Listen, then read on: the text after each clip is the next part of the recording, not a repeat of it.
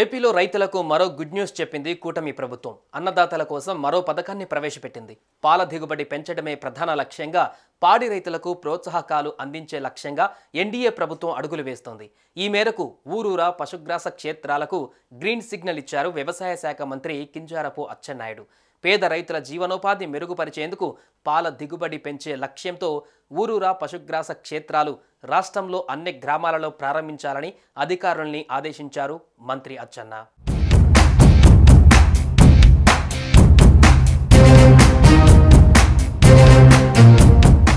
ఏపీలో ఈ ఏడాది జరిగిన సార్వత్రిక ఎన్నికలలో టీడీపీ కూటమి ఘన విజయం సాధించి నూతన ప్రభుత్వాన్ని ఏర్పాటు చేసింది. ఈ క్రమంలో సీఎం చంద్రబాబు రాష్ట్ర అభివృద్ధిపై ప్రత్యేక ఫోకస్ పెట్టారు. ఈ మేరకు కూటమి ప్రభుత్వం ప్రజల సంక్షేమం దిశగా అడుగులు వేస్తోంది. ప్రస్తుతం రాష్ట్రంలో అసెంబ్లీ సమావేశాలు జరుగుతున్నాయి. ఈ నెల 22 నుంచి ప్రారంభమైన ఏపీ అసెంబ్లీ సమావేశాలు నేటితో ముగియనున్నాయి. ఈ నేపథ్యంలో కూటమి ప్రభుత్వం మరో కీలక ప్రకటనలు చేస్తోంది.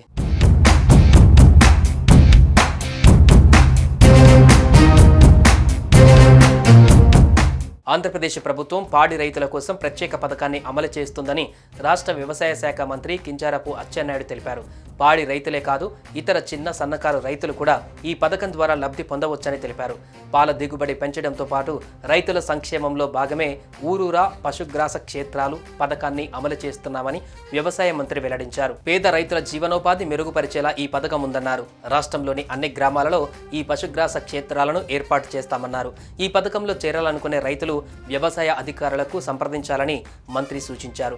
గత తెలుగుదేశం ప్రభుత్వ హయాంలోనే పాడి రైతులకు తోడ్పాటు అందించేందుకు ఈ ఊరూరా పశుగ్రాస క్షేత్రాలు పథకం అమలు చేశామని మంత్రి తెలిపారు. కానీ వైఎస్ఆర్ కాంగ్రెస్ అధికారంలోకి వచ్చాక ఈ పథకాన్ని నిలిపివేశారని అన్నారు. ఈ పథకం అమలు చేయకపోగా పాల సేకరణలో నిబంధనలను విధించి పాడి రైతులను ఇబ్బందులకు గురి చేశారని అచ్చెన్నాయుడు అన్నారు.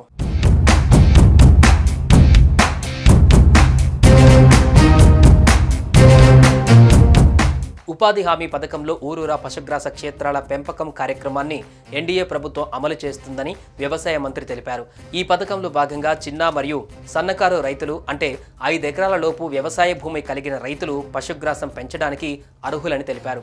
పొలంలో కనీసం 25 సెంట్ల నుంచి 2.5 ఎకరాల వరకు పశుగ్రాసాన్ని పెంచేందుకు దుక్కి దున్నడం, విత్తనం లేదా గడ్డి కనుపులు నాటడం, నీటి సరఫరా, ఎరువుల కోసం ఆర్థిక ప్రోత్సాహం అందిస్తున్నామని మంత్రి తెలిపారు. వేతన, సామాగ్రి ఖర్చు 2 ఏళ్ల కాల వ్యవధిలో 1 ఎకరానికి 99,000 రూపాయలు లబ్ధి చేకూరుతుందని మంత్రి అచ్చెన్నాయుడు తెలిపారు.